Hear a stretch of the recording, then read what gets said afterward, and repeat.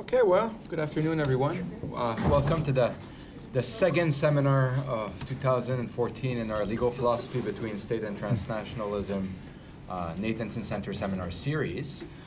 We're fortunate to have with us today Professor Mathias Risse, who is a professor of philosophy and public policy in the Kennedy School of Government at Harvard University. Professor Risse works mostly in social and political philosophy as well as in ethics.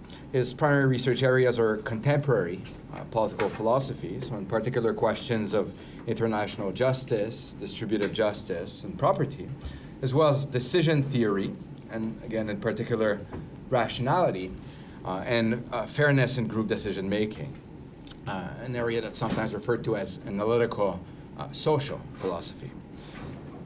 He's published in most important journals in ethics and political philosophy, including Ethics, Philosophy and Public Affairs, the Journal of Political Philosophy, so Social Choice and Welfare, and so on and so forth.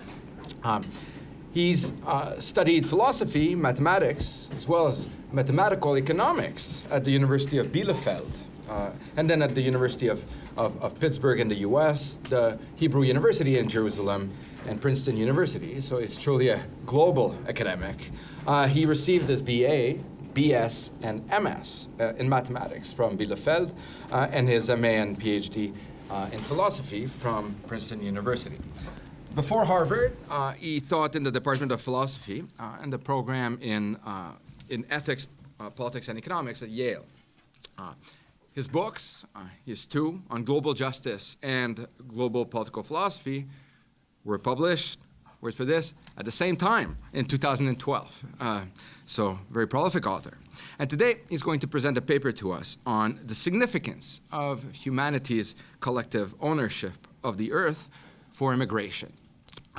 Today, we're reverting to an old tradition for the seminar, which we haven't lived up to since the beginning of the year, but we thought would be interesting this year, is to have a respondent. And we have somebody very special who's taking the course that's appended to this seminar series, presenting a response today, and I'll leave my colleague Michael Giudice the chance to introduce her. So why not now?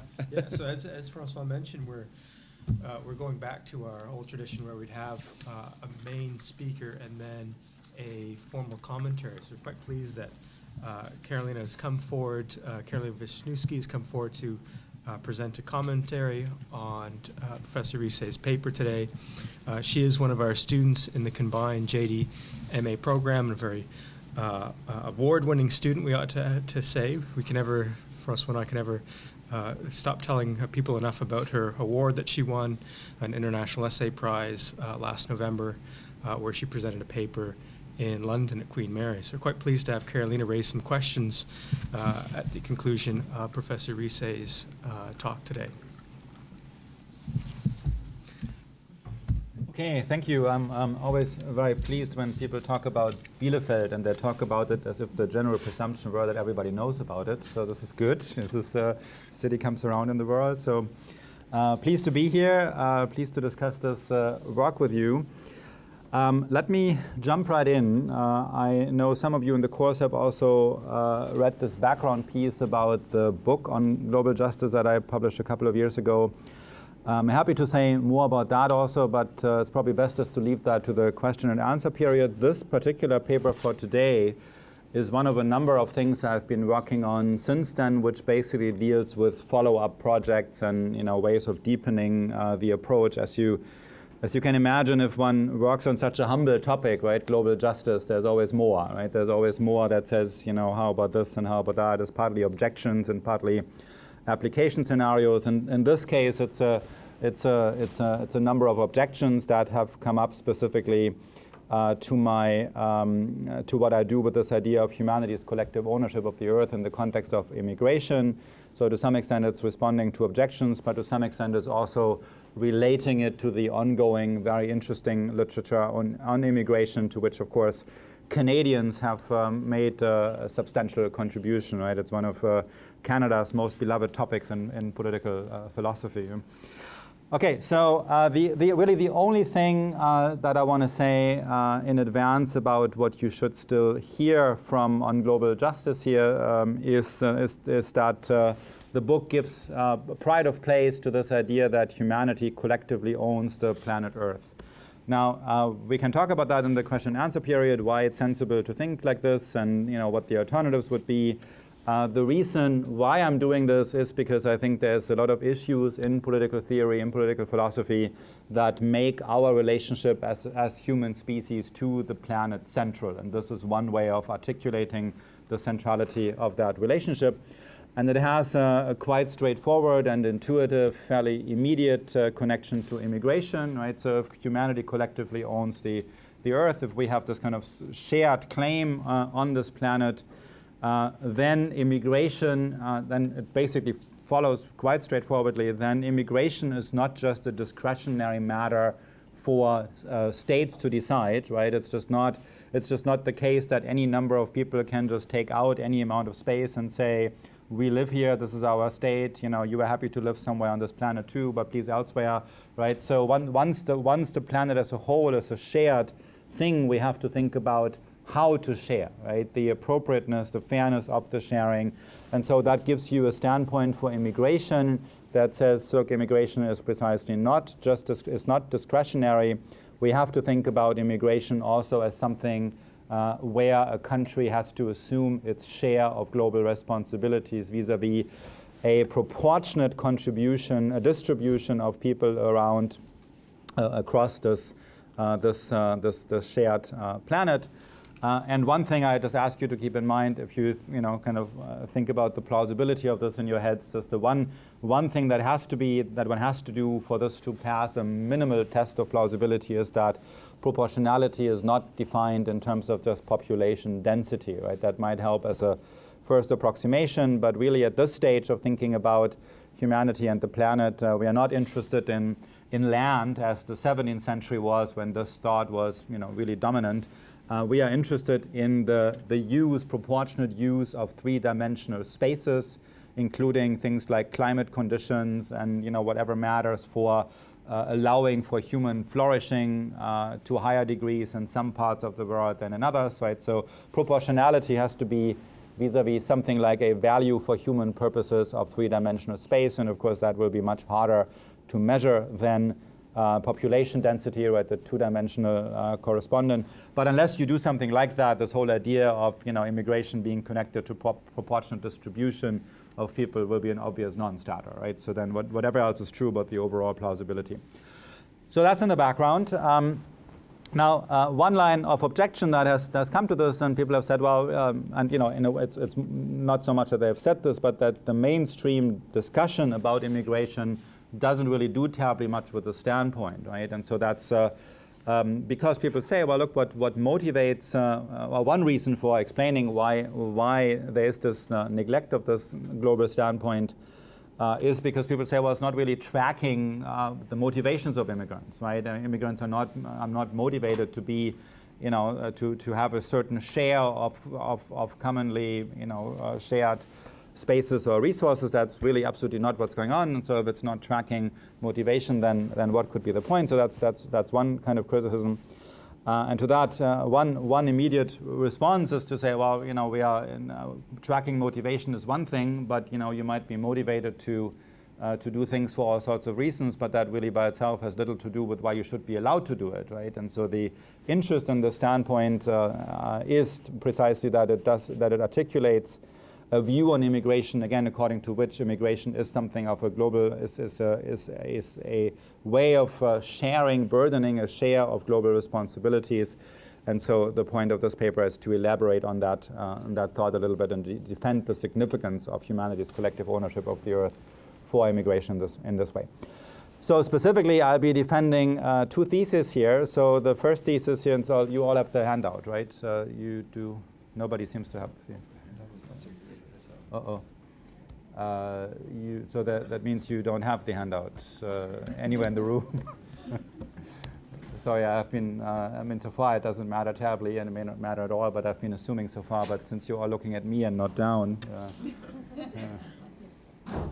Well, let's see where the handout shows up. I will just continue. So I will be defending two theses, which I will be reading to you in a second. But by way of background to the first thesis, so there is a background discussion among political philosophers these days about where exactly principles of justice apply. Right? Is it just within states? So do we have to share membership in a state to stand in the kind of relationship where justice becomes applicable?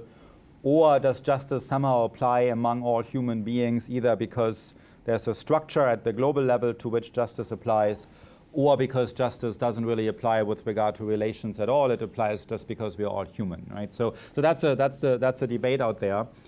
And one view in this debate says that there are in fact principles of justice that apply only within states, right? They may not be the only principles of justice that we have. There may be other principles of justice that apply in some other context, but at least it's true that the state and that membership in a state comes with its own principles of justice. Yeah? And that standpoint I call the normative. If you believe in that, right, that the state has its own principles of justice, then I say you endorse the normative peculiarity of states, right? The normative peculiarity of states. So there are some principles of justice that apply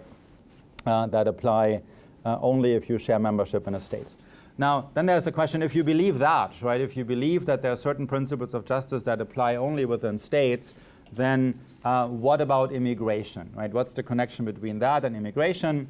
And by now, everybody in the field basically agrees that simply accepting the normative peculiarity of the state doesn't imply terribly much about immigration, right? It does imply a little bit, right? So presumably the state is not completely deprived of any kind of control over immigration, so that there will at least remain a kind of functional state, right? That's kind of implied by granting the idea of the normative peculiarity of the state. So you also grant that there should be states and that there should be functions of that.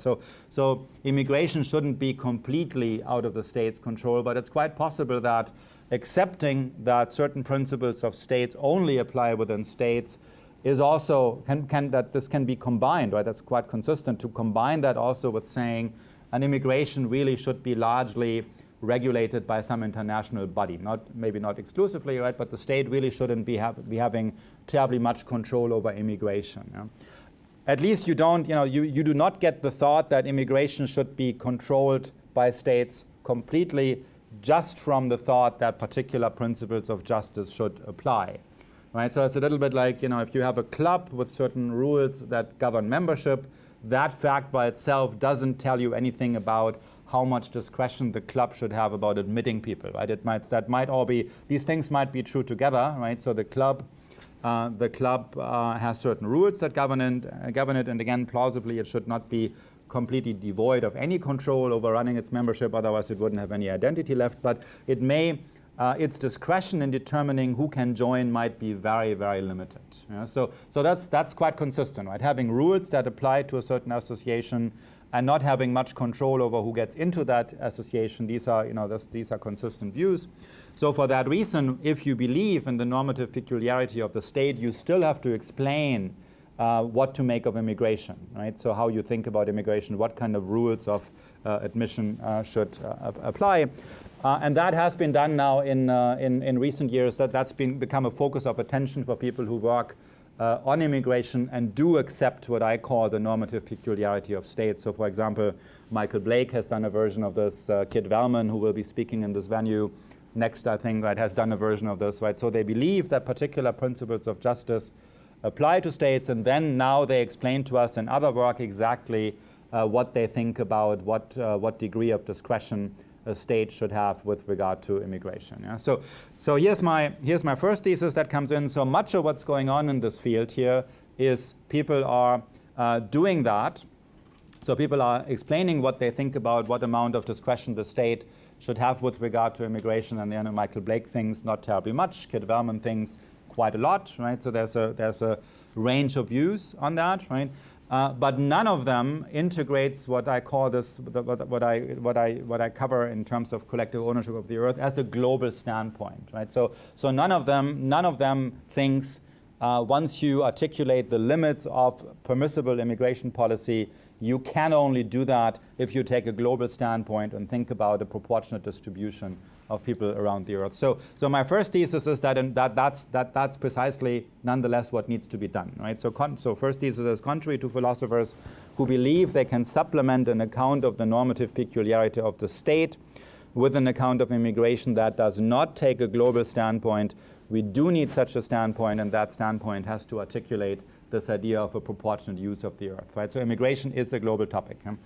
And that, by the way, is something I've, this reason for turning to this idea of humanity's collective ownership of the earth is something that I'm also using for other contexts, since you also have heard from Annie Stilts in this venue here. So Annie and I have this ongoing discussion about territory, right? So Annie has done some really pioneering work about articulating how a state would be able to ground entitlement to territory, right? So as a Kantian story, she tells us, what people do in a territory with a territory so that they have rights to the territory.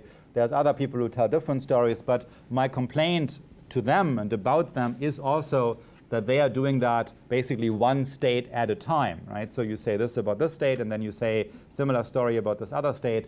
But what we really need here, in particular in an age where we are worried about global problems, we have a global economy and all that, we can't just theorize about territory one state at a time. We have to do it in a global context, and that's where I bring in the same thought. So that's thesis one. You can't just add an account of immigration to an account of the normative peculiarity of the state without articulating a genuinely global standpoint. And thesis two, that now deals directly with the line of criticism that I've heard a lot. So this criticism is people said, look, so these are now people who grant my general thrust here, right? So they agree that we need a global standpoint. They agree that humanity has these shared claims to the resources and spaces of the earth. But then they say, oh, now that you have kind of broken into that territory, now that you started to go down that alley, don't you have to realize that the same reasons that motivated you to say that humanity as a whole has claims to the resources and spaces of the earth should also make you think that every new generation of human beings also has the same kind of claims to whatever societal wealth has been accumulated up to that point, right? So isn't there really a decisive moral equivalence between natural and societal resources? So if that's the case, then what we should be using as the reference point for the proportionality when it comes to immigration is the overall heap of stuff, both natural and societal, right? And that is something I will be arguing against, right? So that's second thesis, contrary to those who agree that proportionate use of the earth matters to immigration but insist that the common pool includes societal resources. I argue that that pool should exclude societal resources. So on to the first thesis. First thesis, that's the point about why we need a global standpoint to think about immigration in the first place.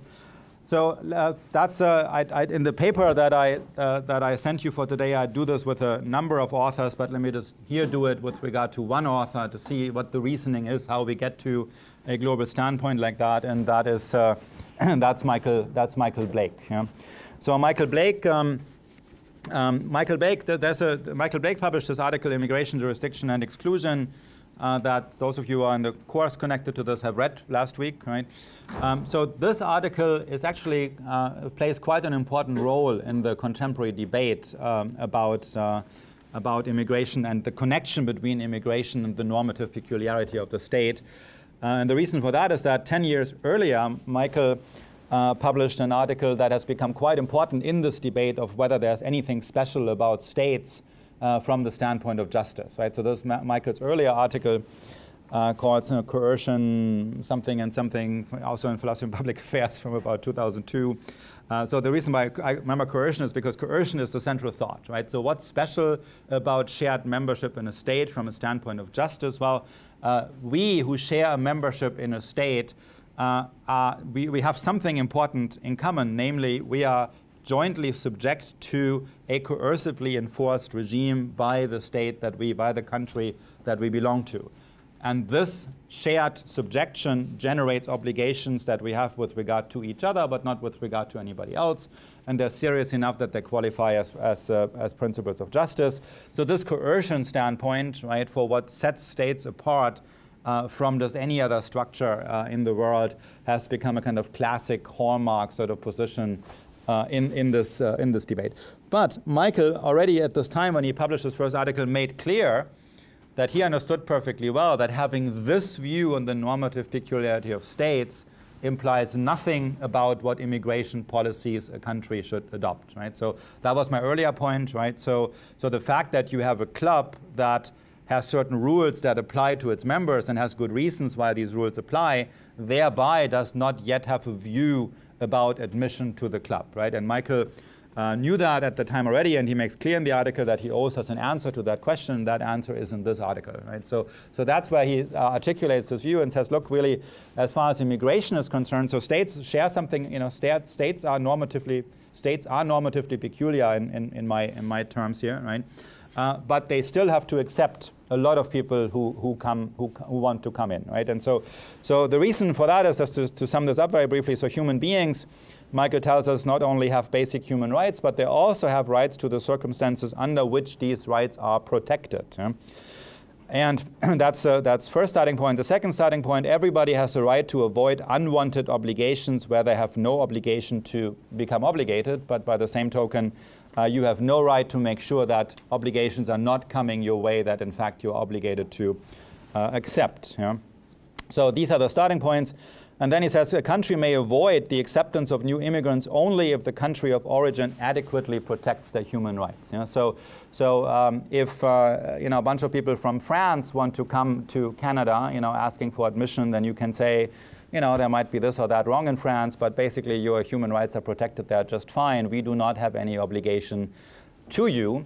But for many other parts of the world, this is not the case, right? In many other parts of the world, human rights are not as well protected as in France. So if they come to you, then you have to take them in. You have to accept them. You have to be the environment that protects their human rights, because their human rights were not protected where they were, and therefore they were allowed to leave. And since they, by the same token that they were allowed to leave, you are not allowed to keep them from approaching you, because they're really only, you know, doing something that they have a right to, namely finding an environment where their rights are protected. Yeah? So you're not allowed to prevent them from doing that. You're not allowed to use force against them. And in particular, you are not allowed to say to them, look, we are already doing our share with regard to other people, right? And the way Michael puts that is he says, if you're doing that, right, if you're saying to refugees, say, from Eritrea or the Central African Republic, right, you know, we're not going to let you in. We Canadians, right, are not going to let you in because we're already doing all these other fantastic things for people from other countries, right? Then Michael says what you're basically doing here is you are asking these guys to unduly identify with the interests of these other people, right? You're basically asking them to, you know, to forfeit any claims to their own human rights, right, and to kind of, you know, give up belief in the own integrity of their personality, because already you do something to somebody else who has nothing to do with them, right? So that's not acceptable. So helping other people does not relieve you of an obligation that you have if people approach you simply in a quest for an environment that they have a right to, namely one where their human rights are protected. And again, if this happens to be you whom they are selecting for that, then that is simply an obligation that you may or may not like, but you have to put up with, because they are not doing anything wrong. And again, you would be interfering with something they have a right to if you prevent them. So in the European Union, or generally a great case scenario to think about this is all these refugees that end up on the shores of Lampedusa, you know, this little Italian island south, you know, in the middle of the Mediterranean, which is one of the closest bits of Europe, certainly in the middle part of the Mediterranean, the closest bit of Europe to Africa. And a lot of people who come there, it's actually a really sad story, a lot of people who come there are refugees from Eritrea, right, which is a country that imposes basically unlimited military service on its male inhabitants. And so basically, if you want to have, you know, some sense of having a life ahead of you, you want to escape from there, right? And it is so bad that they are accepting the risks that come with two very dangerous trips, right? Namely, one through the desert and one through the Mediterranean, just to get to this part of Italy, right? And of course, these are not exactly empty stretches. I mean, they're largely empty stretches, but the people who help you with the transfers are also not exactly friendly characters, right? So this is one of the most dangerous things you can be doing on this planet. And so how to think about these people who get there, basically, so this is kind of a good motivation scenario, right? So on Michael's way of thinking about this is, once they get to Italy, well, not just once they get to Italy, right? They have a right to try to get to Italy. It's just a fact of geography that Italy is so close to Africa as at that point. Italy is not allowed to do anything about preventing them from coming there. On the contrary, right? They have to, stay out of the way at the least, right? Maybe they even have to help. But once they get there, the Italians need to take full responsibility for them. Maybe they can distribute this a little bit with the European Union, given those ties. But at least there's nothing they can do they have to accept them, right? They simply have to accept them. Okay, so my response to that is, and this is this, I agree with all these starting points that Michael makes here, right? So that people have all these rights that Michael says this is perfectly fine, and people have this kind of you are not allowed to interfere with people as they're just going about creating a situation that they're entitled to. But if you think about who is but you need to think a little bit from the other side. Who is the bearer of the obligation here, right? So these people go to Italy not because there's any particular tie between Italy and where they come from. They go to Italy only because this is the safest haven, that is somewhere within reach from where they come, right? So the only thing that's of interest to Italy about them, and the only thing that is potentially obligation generating there in Italy, is that this is a better place to be. This is a wealthy country that can afford to help them, and this is a country that is in principle in a position to provide them with what they have a right to. Yeah?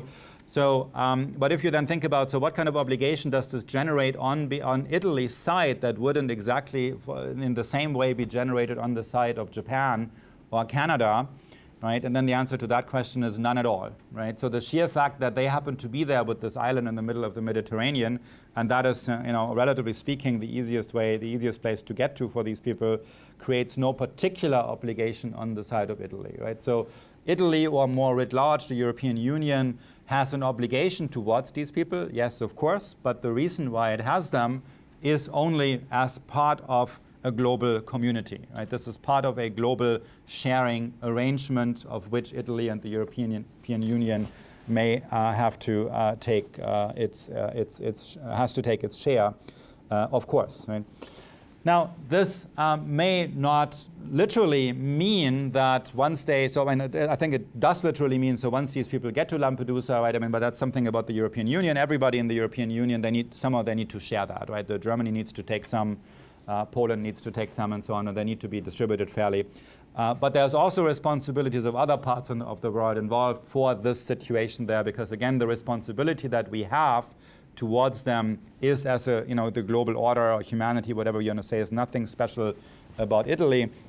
We may not actually literally send them to Canada or to Japan, right? And there's actually a very thought-provoking discussion about this phenomenon in Joe Cairns'. So Joe Cairns, as you know, your fellow Torontian, right, who is the great pioneer in the immigration field, and was finally last year given us his magnum opus on immigration, right? Lots of wonderful discussions about everything connected to immigration there. And there's a couple of pages that he has about how it's problematic to transfer people from the place where their claim to entry has been recognized to some other location, right? There's then kind of a disconnect between the process of recognition and the process of integration, right? So for that reason, it may not actually be required or even wise to transfer people from Lampedusa to Japan or to Canada or to the United States.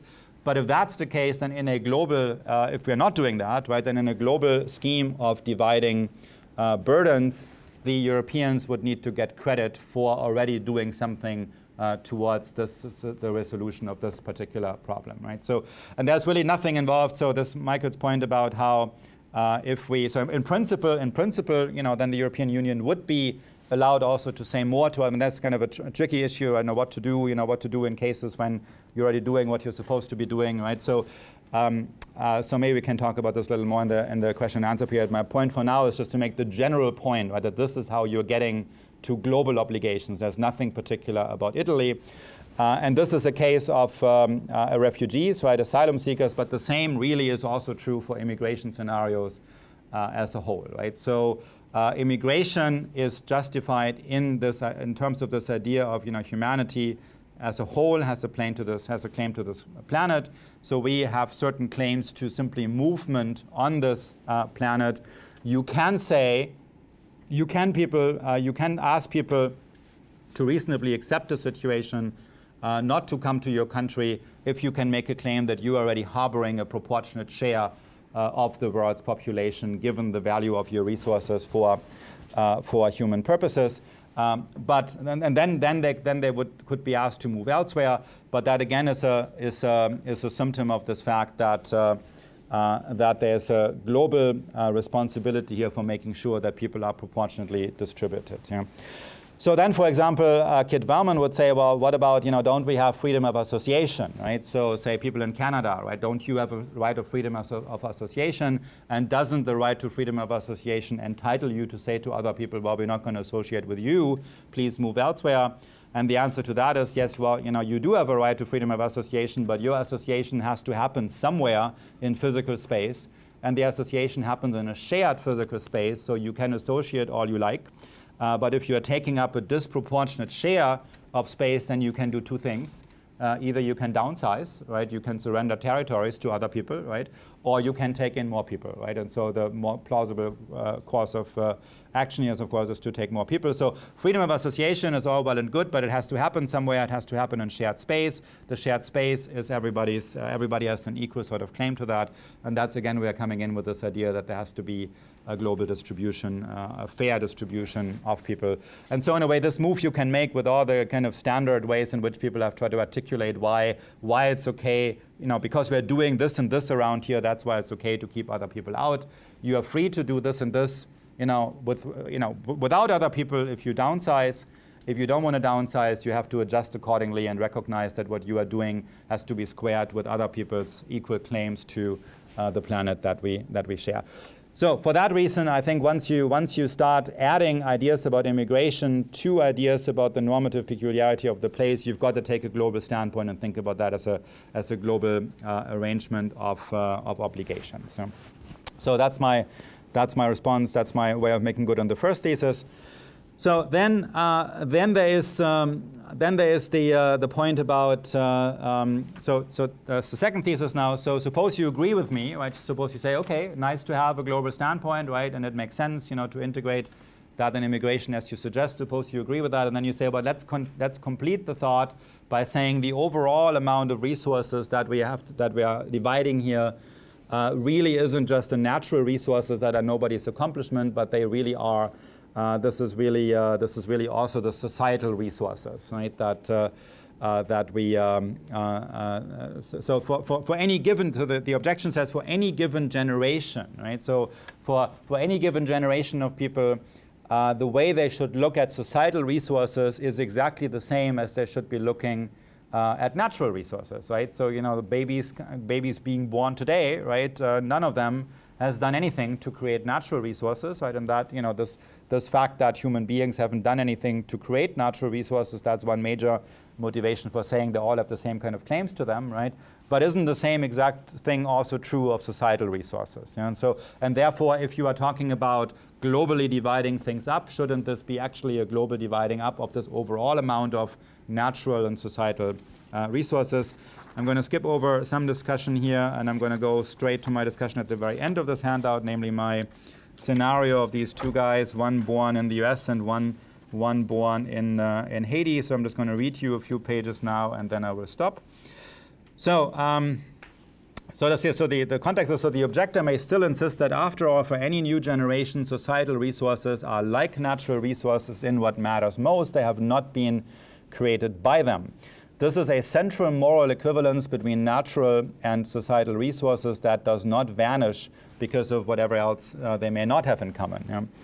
So suppose that Nazaire and Nicolas are born the same day, Nazaire in Haiti and Nicolas in the US. Both are on a par as far as natural resources are concerned, but also regarding the societal resources of both countries. Neither has done anything to create any of those. So for that reason, Nazaire and Nicolas have the same claims to the overall heap of natural resources and spaces plus societal resources of the US plus societal resources of Haiti. Right? There's nothing that distinguishes the two of them with regard to any of these. But that's not what my theory tells we should be doing with regard to them, right? So according to my theory, Nicolas would be raised with entitlements to the societal resources of the US and Nazaire with entitlements to those of Haiti. How could this possibly be just? Yeah? Okay, so let us look closely at Nazaire and Nicolas. At birth, they have certain claims. Grounded in common humanity, they can make demands against the rest of the world. The boys also acquire the same claims to resources and spaces that all other humans have had, currently have, and continue to have. And if per impossibile, Nazaire and Nicolas entered a world without any human imprint, they would still have the same claims the day after their birth and on all subsequent days, though only against each other, right, if nobody else is around. But we live in a world with human imprint where the normal case is that babies receive attention from somebody. And that's where we go now, right? So Nazaire and Nicolas also have claims against their parents. This is where they begin to differ. Qua humans, they have the same claims against the same people, namely everybody. Qua children, they have claims against their respective parents. Nazaire and Nicolas have claims to care against the people who elected to bring them into the world, or anyway who made choices that immediately caused them to exist. To do the best they can in this regard, Nazaire's and Nicolas's parents respectively need help from their communities. Generally, for children to get on in life means for them to be raised to function at least reasonably well in their cultural niche. So Nazaire and Nicolas have claims against their parents to raise them in such a way that they can do okay in the cultural niche they will likely inhabit. So from birth onward, Nazaire and Nicolas should be treated as growing members of different communities. Communities include members of different ages. Some are in their prime. They maintain and decide on the fate of the community. Others are fading away from it, yet others are growing into it. Humans naturally live in communities, and growing members have claims not only against their parents to receive care. Since it is the communities that shape their life prospects, humans also have claims against their communities to be supportive throughout the socialization. Often young people grow into different communities simultaneously, perhaps a religious group, a linguistic group or two, and a political group. All of them have collective obligations to be appropriately supportive. Much as Nazaire and Nicolas have claims to parental care to different parents, they also have claims to communal care to different communities. Nazaire is a growing member of the political community of Haiti, Nicolas of the political community of the US. This situation has not arisen through choices they made. Nonetheless, there is great moral relevance in their relationships with parents and communities, and that drives this. Yeah? So let us return to the differences between societal and natural resources that we noted earlier. It's on the handout. I didn't actually discuss this, but it will become clear what they are. First of all, societal resources are somebody's accomplishment, whereas natural resources and spaces exist independently of any human accomplishment. But since human creations are somebody's accomplishment, different members of a new generation have differential entitlements to them, although they do not have such entitlements to natural resources. This happens via differential claims against those who already have differential claims to societal resources. For newborns, this is the case via claims against parents and communities. The second difference is that societal resources on Earth are generated in particular contexts that often persist in some way and thus involve people differentially. This claim is not true of relics of earlier civilizations found in excavations, or of antiques that continue to circulate but are no longer produced, or of artistic creations from bygone eras. However, this claim is true of many things we use in our lives. This matters as we reflect on the differential entitlements of Nazaire and Nicolas. At birth, they require differential entitlements via claims against parents. Those parents, right, do not hold different shares of manna from heaven, but of human-made products that require a cultural context to be made. Anything humans make requires some skill, some understanding, and often some infrastructure. Frequently, it takes considerable skill, much understanding, and a sophisticated infrastructure. To a large extent, it is the cultural context that encourages or discourages the development of human capabilities. This is why trade is often productive on all sides, right? Each side gets to take advantage of what it can do best relative to its abilities to acquire goods and services others are best at providing. But cultural context require maintenance and development. As Nazaires and Nicolas's parents and communities fulfill their obligations to raise children to be functioning members of those communities, they ipso facto socialize them into becoming capable of playing some role in maintaining and developing their cultural practices.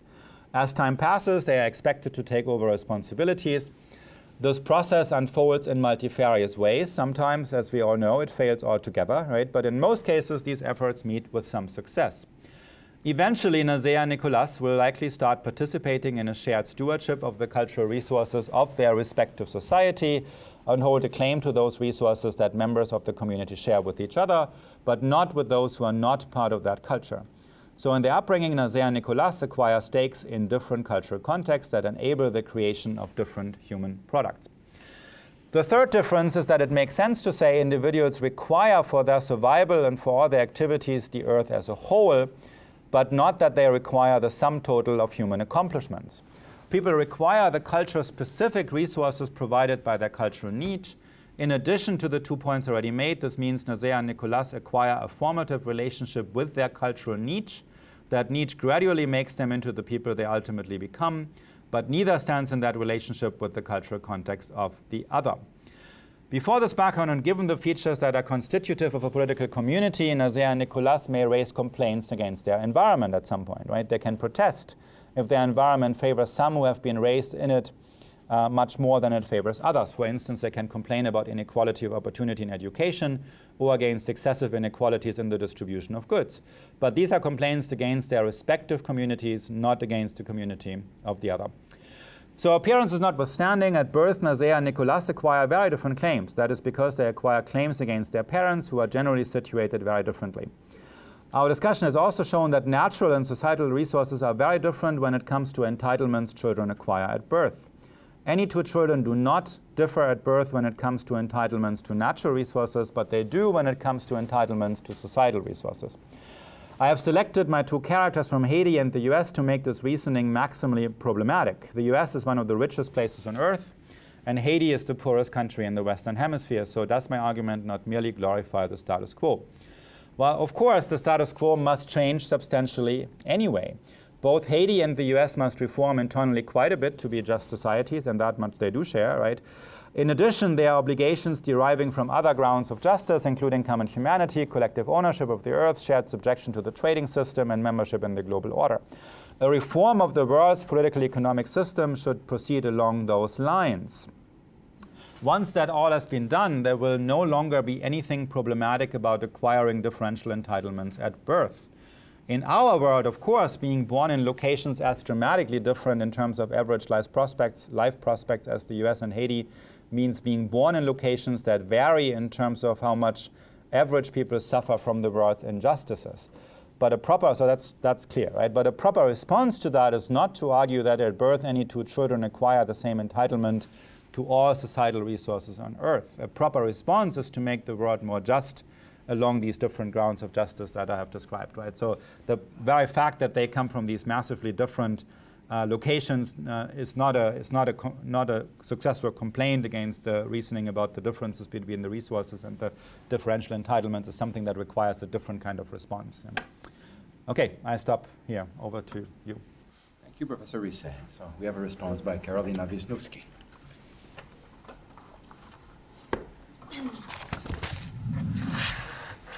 Okay, so I would like to thank Professor Risse for a very interesting paper as well as a discussion, and also Professor Tanguay-Renaud and Professor Giudice for allowing me to present a brief comment. I've long admired Professor Risse's work, and his philosophy has actually been central to my own research, so it really is wonderful and perhaps a little surreal to be able to comment on his paper today. So, as we know, philosophers working in the field of global justice are interested in issues pertaining to world inequalities, and often they'll assess these issues by narrowing the scope of inquiry to focus on a specific theoretical question, like determining the appropriate grounding for collective responsibility, for example, or a practical matter, as Professor Risse has done by turning his attention to the subject of immigration. So two prominent positions dominate the debate on global justice, and though we might distinguish them in different kinds of ways, one that I find particularly instructive is to consider the unit of political justification. So cosmopolitans advance the view that one is a member of a global community of human beings and that this affiliation should constitute primary allegiance, or so writes Gillian Brock in her book, Global Justice, A Cosmopolitan Account. And statists, on the other hand, begin their inquiry at the level of the nation-state and, for various reasons, limit a significant portion of the duties of justice to state borders. Rather than being guided by the rights of the individual, though these are not irrelevant for them, statists place primacy on the right to self-determination and things like the importance of state sovereignty. Thank you. So Professor Risse's pluralist internationalism seeks to forge a new path, a much-needed new path, through the global justice debate by enumerating the grounds of justice. So in not considering any one mode of relation as more immediate or giving rise to greater responsibility than another, Professor Risse is able to endorse what he refers to as the normative peculiarity of the state, but also acknowledging the importance of individual rights and freedoms, precisely as the cosmopolitans would like to see us do. So the central goal of the paper that Professor Risse presented to us today was to provide an argument for immigration that appeals to the principle of common ownership of the earth. And in the short response that follows, I'll raise two related comments. I'll begin by first focusing on the conditions of political agreement that would be required in order to facilitate immigration reform based on the principle of common ownership of the earth. And following this, I'll suggest that Professor Risse's treatment of the issue carries significant implications for the field of global justice more generally. It's useful to keep in mind that Professor Risse looks at arguments regarding immigration in the context of ideal theory. That is, to borrow a phrase from his book Global Political Philosophy, he looks at what sorts of immigration policies would be appropriate in a world in which everybody has a minimum of provisions to live a decent life. Professor Risse further notes that some of the measures he will consider will be only applicable in a limited sense to our current non-ideal conditions. But, as he mentions in the same book, that is how it is when we apply philosophical theories to practical politics. Astute though Professor Risse's observations regarding the mismatch between theory and practice are, I wonder if I might ask him to say a bit more about how he views the interplay between ideal theory and non-ideal conditions of political life, primarily because of the familiar problem which non-ideal conditions pose for ideal theory. We often see that arguments which are very intuitive on moral grounds become seemingly intractable when introduced into an environment of political decision-making. In the area of climate change, for example, the principle of common ownership of the earth seems immediately applicable. However, negotiating these concepts in a context of pluralist decision-making setups which involve multiple states can prove quite challenging. To provide a quick example of this, this can be readily observed in the recent meeting of the United Nations Framework Convention on Climate Change in 2013, which was mired in political dispute, despite significant advances made at the Conference of the Parties in 2012 regarding an in-principle agreement to compensate countries, primarily developing ones, for loss and damage incurred as a result of climate change. Discussions at the 2013 meeting were reported, among others by York University's own Professor Boren, who was present for both conferences, as being virtually deadlocked, politically driven, and intractably divisive. This demonstrates that however appealing international policy decisions may be in theory, and however widespread consensus regarding their appealing nature may be, political struggle and disagreement are all but guaranteed once the time comes for implementation. So while there is likely to be little dispute that implementation of immigration policies on a global scale might prove difficult, further and perhaps even more difficult issues are just around the corner. Though Professor Risse concedes that implementation of immigration policies, informed by the principle of collective ownership, are conceived of under ideal conditions, they are, of course, meant to influence how we think about immigration policies in our non-ideal world. And in such a non-ideal world, as Professor Risse himself alludes, the question of how to reconcile normative ideals with political power struggles is a very real concern. The question of what place ought to be accorded to politics within the sphere of international law is perhaps too ambiguous and too daunting a question to take on in abstraction, but it gains very much traction when considered in the context of the tension between statist accounts of immigration control and Professor Risse's proposed approach. When framed in these terms, I believe the distinction between Professor Risse and the statist account is cast in new light. Whereas statists, such as Wellman, place political principles in the foreground, like self-determination, Professor Risse instead suggests that such a principle is subject to the fact that states and societies evolve in shared space. That is not to say that the principle of self-determination is exclusively political in content. Indeed, Wellman would argue quite the opposite. But its preservation is ultimately motivated by political self-interest, however morally justifiable such interest may be. This naturally follows from the statist tendency to begin inquiry from the level of the nation-state as the unit of political justification, and then to build an account which seeks to protect the interests of this unit. Professor Risse's account, on the other hand, proceeds from quite a different starting point. It takes into account common ownership of the earth, specifically in an ideal context.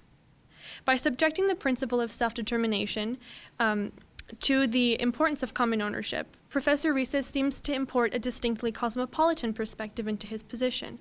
That is, in viewing collective ownership as giving rise to rights and responsibilities that befall individuals as members of collective humanity.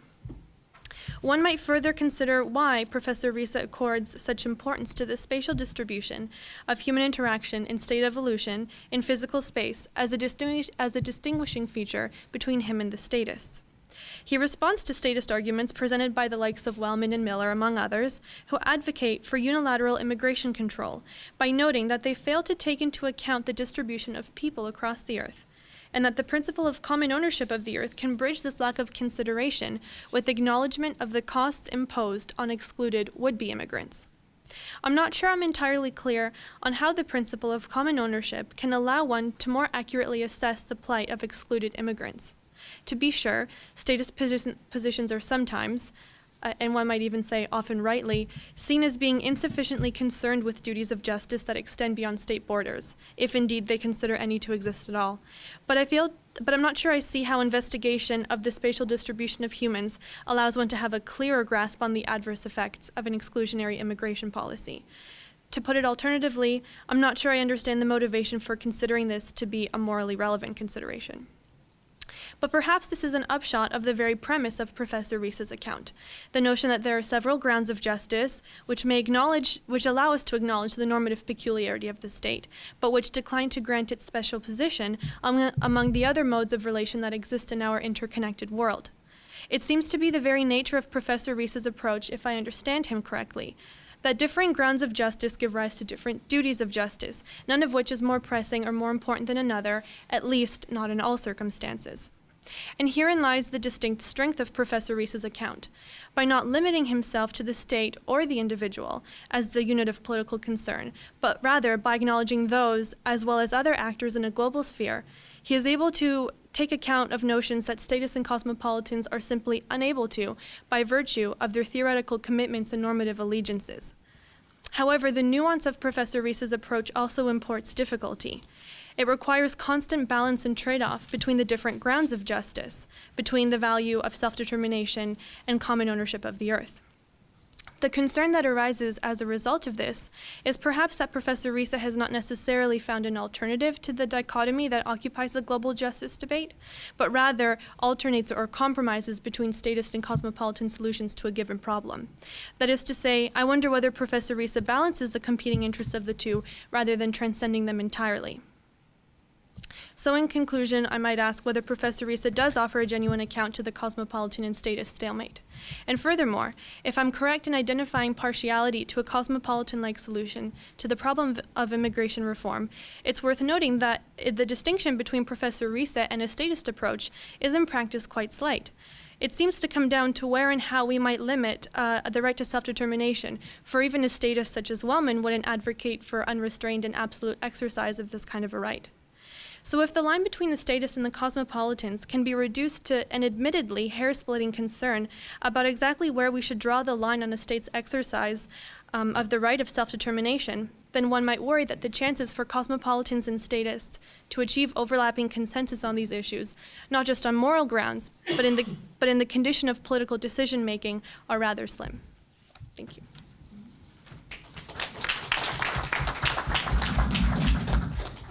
Very much, both Mathias and Carolina. I think we have time for perhaps a brief response from Mathias, and then we'll open to the floor. Okay, thank you for that. So let me address a few points. So first, what you say about climate change, right? This is a fair point, right? So there's a fair amount of interesting philosophical reflection on climate change. interesting work that has come out and continues to come out, and we have this intellectually fascinating debate. But of course, then at the end of the day, you think this is actually a kind of policy debate where the philosophical dimension of it is really rather negligible, right, in the larger scheme of things. And the reason for that is the main issue here is a political one, right? Namely, or maybe it's a psychological one, right? To just motivate people to take this seriously, right, and to hold their leaders accountable for that. And if you look at the, you see this in every year. We see this again at these, the follow-up conferences to the climate convention, right? We see that people are getting together and nothing seriously happens. Yeah. And if you think about the last United States election campaign, right? If you think about the Republican contenders, right? Mitt Romney was the only one in the Republican camp among the various people who got ready to challenge Barack Obama. He was the only one who was willing to take seriously that climate change might be happening, right? So he was willing to take it seriously. And of course, as long as that, and everybody else was just plainly denying it, right? All the other, and the candidates in the primary space were saying, this is a hoax, right? This is some kind of special interest-driven hoax, right? And of course, as long as the Republican Party says that, has this kind of view, and therefore also reassures Americans that they do not have to do much about their energy usage patterns, right? No Democrat can seriously tackle this because they just lose the election, right? It's a very tragic situation, and the most unfortunate thing that has happened in this area in recent years is is all this fracking stuff going on, right? So by the plan is, a few years ago, climate change in a way was taken more seriously because there was also a perception that the United States was running out of fossil fuels, right? And now it's exactly the opposite. So I forget what the date is. It's either 2020 or 2030, the date by which the United States will be energy self-sufficient, because there's now not that there exists more fossil fuel now, but that share of it that's accessible has risen dramatically. And so my prediction is that actually climate change will go down on the American domestic agenda. And of course, that's where the action is, right, in this debate. And so before the philosophical debate even comes on stage, all this other stuff will need to be done. So I completely agree. This is an area where philosophical voices really, as if you're a philosopher working in this area, you can also still make yourself useful if you have occasions, which we sometimes do, of using opportunities of rubbing this in, right? Somehow participating in the psychological and political struggle, which one simply in virtue of working on that, one sometimes has that opportunity. But you're absolutely right. The philosophical debate is somewhere behind, 7 mountains that we may never cross. However, having said all that, for immigration, I think this is actually very different. So if you ask now specifically about, my take on immigration here, and also this is both by way of relating this to what I just said about climate change, but also about your point, what does this have to do with the plight of exclusionary, of excluded people? Well, I think one very straightforward, really very practical implication of this take on immigration is to reject this idea that immigration is a discretionary matter for states, right? And this is something that the United States and Canada in their policies share, right? If you want to become Canadian, you can go, I know it's not something you think about, right? But if I wanted to become Canadian, I could go to since you already made it, right? I could go to a Canadian embassy website and I could do this test, right?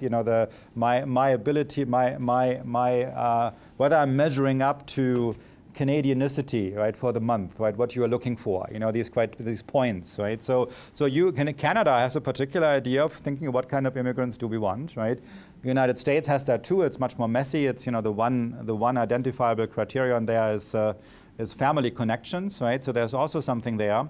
But the point is you see this in the United States. You see this all the time when people are just they feel this incredible fury against illegal immigrants, right? That they have done something, that they have taken something that is at our complete discretion to either give them or not, right? And people are genuinely morally shocked that anybody would do that, right? So take something that is for us to hand out, namely, the right to be in this part of the world, right? And so that's why it's an implication to say, look, this is just an illegitimate standpoint. It is just not a discretionary matter, right? And in particular to the United States, and I think this applies to Canada too. Even though there's a lot of immigration happening, neither country is doing anywhere enough. And the reason why it's being held back and not doing enough is because there's this idea it is really us who are already here who get to decide this, right? And so a very straightforward, immediate upshot of this line of inquiry is to say, no, it's not, right? So there's then there's other questions about, in particular, what to do about integration of that. Of course, that's not by itself answered in this way, but this general attitude that nobody has an entitlement to immigration, that's just not the case. No, maybe nobody particular has one, but we are taking something out. Canadians are doing it, and Americans are doing it, taking something out of a commonly shared thing, and that's not just a discretionary matter. Okay, so on the other topic about the cosmopolitan and statist dimensions of my approach. So you can think of statism and cosmopolitanism in a way as kind of cliche, kind of bookend views, right? So if you define them as bookend views, not many people will hold them, but at least that serves for clarity.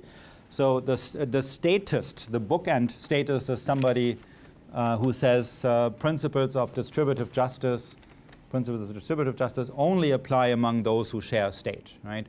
We may owe other things to other people, but they would not be principles of distributive justice. And they would not be as urgent and important for that reason. So that's the bookend view. I mean, it's actually not entirely outlandish. So the reason why this particular article by Thomas Nagel called the problem of global justice is so widely discussed, he does believe that, right? So that principle of justice only apply in the particular circumstances that define shared membership in a state.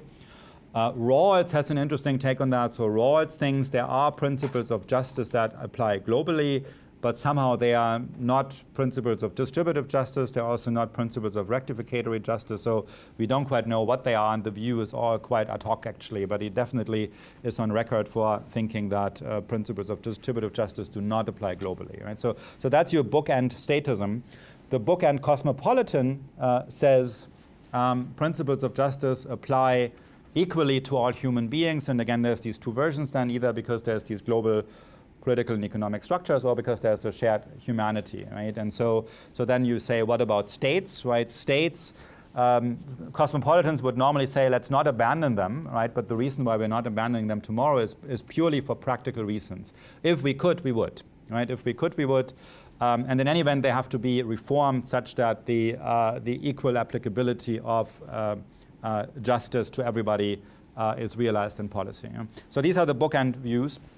And now of course, what's happening in the literature is a lot of people, kind of more level-headed statists or statists who see the pull of competing non-statist considerations, they would say, yeah, the cosmopolitans have a point. We should acknowledge this and acknowledge that, and the cosmopolitans say, yeah, there's some point to states, and you quote Gillian Brock, right? So they say, well, we're cosmopolitans, but we also see this importance in states. So there's a lot of people who kind of make these gestures and say, yeah, we don't want to be on the bookends, right? We want to be somewhere in the territory, somewhere in the interior of between the bookends.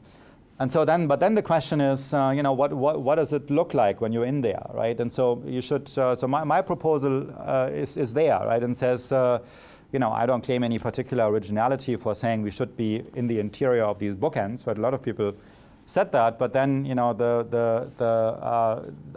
think and saying that is not hard, right? So.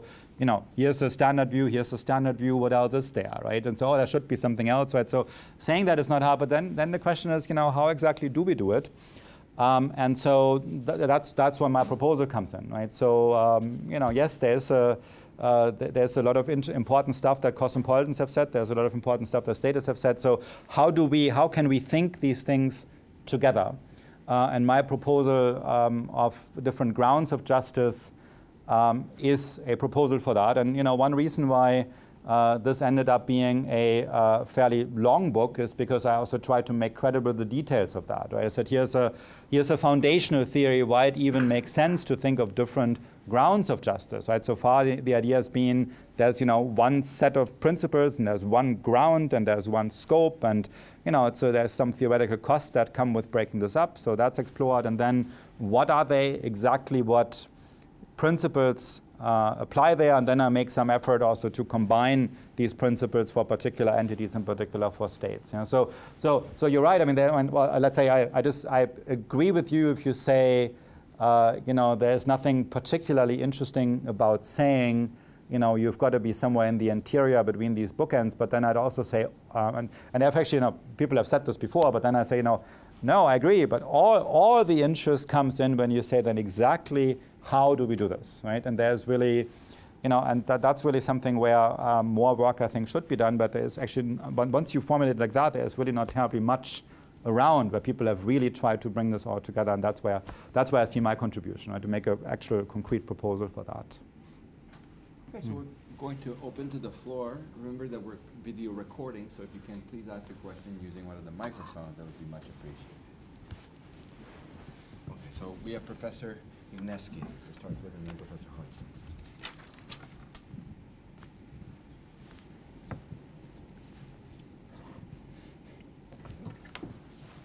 Thanks very much for your talk.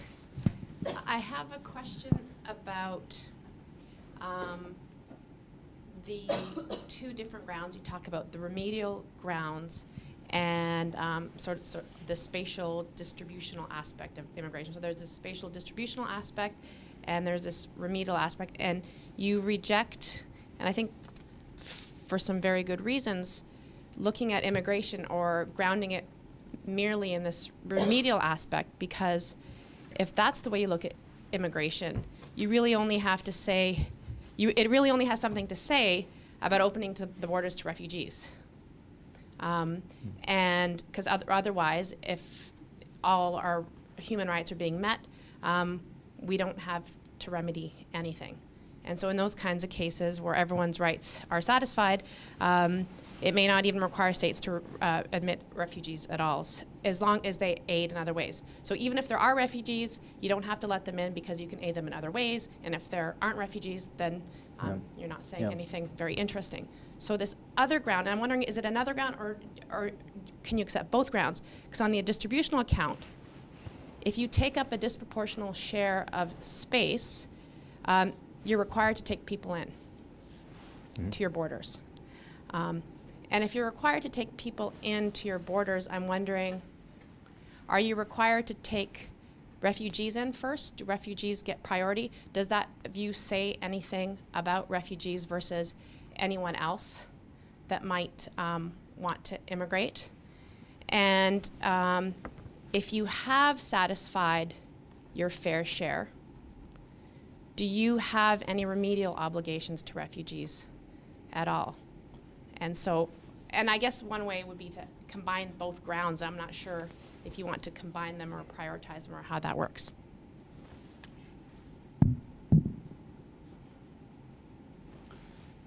Am I responding right away? Or is that, Yeah. Okay.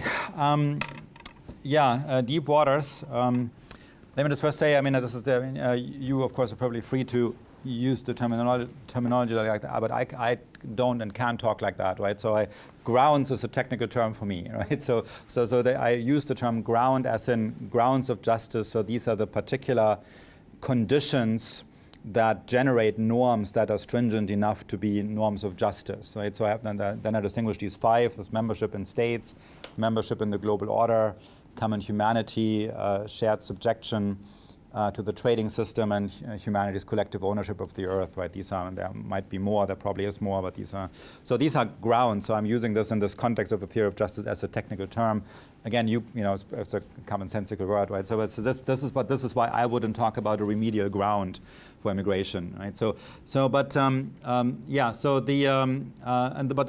it is a common view in the literature that sometimes made explicit and sometimes implicit, that immigration is remedial. What this means is that immigration is a response to a problem that people have, right? So we should consider immigration as a way of helping people, and then it's a question, why do we have to help people, or is this a nice thing to do, right? So, but that's what it means to talk about immigration as purely remedial, right? So people don't have any independent claims to move, and I'm rejecting that, right? So this is something that comes from my, from the standpoint of humanity's collective ownership. So you have the idea, here's the earth, here's humanity. Everybody has kind of symmetrical claims. Then one has to talk about, what exactly this means, but they all have the same kind of claims to the natural resources and spaces of the earth. And there can then be extreme situations where some people are claiming a completely disproportionate chunk of the earth for themselves, right? This is my example of the, were this to happen, right? This pandemic striking down most anybody in the United States and nobody else is affected, right? So suppose there's just, 2 Americans left and they like having space. The one person says, well, I like it east of the Mississippi, so I take that. And the other says, okay, I put up with the west, right? And so they divide it this way, and they have all the sophisticated drones and robots and, stationed by the borders to Mexico and Canada and along the waters, right? So they technically can keep everybody out. And suppose, nobody's suffering a hardship, this is the future, everybody, has enough to eat and all that. Let's suppose the future is like that, right? It's just the change is just, America all of a sudden has become an empty country except for those 2. So then would people be allowed to come in? Are these 2 doing something that's really unreasonable? If the answer to that in your mind is yes, as it is in my mind, then you are not thinking of immigration as purely remedial, right? It's because they have a claim just because they're doing something really disproportionate and therefore unreasonable. So that is why I don't think of immigration as purely remedial. Refugees and immigrants. Yes, I mean refugees. To some extent, different stories apply to them, right? And refugees, you always have to take, right? So if you define refugees as people who have a very urgent need to leave their surroundings, right? You've got to take them just to provide a shelter, and there's other considerations that apply with regard to integrating them, because the idea is they will just be there as long as it takes for them to go back, and you also have obligations to make sure they can go back, right? So refugees are on a different plane, and they always get priority qua refugees. And this, I think, is also, it follows on many grounds. This is really heavily overdetermined as a duty. It also follows from collective ownership, but that also comes from common humanity, so they're in a special category. If generally you are asking, what if you are the good kind of country and you really have done your share already, and there's more and more people coming to you? So there's, in the literature, there's these 2 views about what you should be doing if circumstances are highly non-ideal, and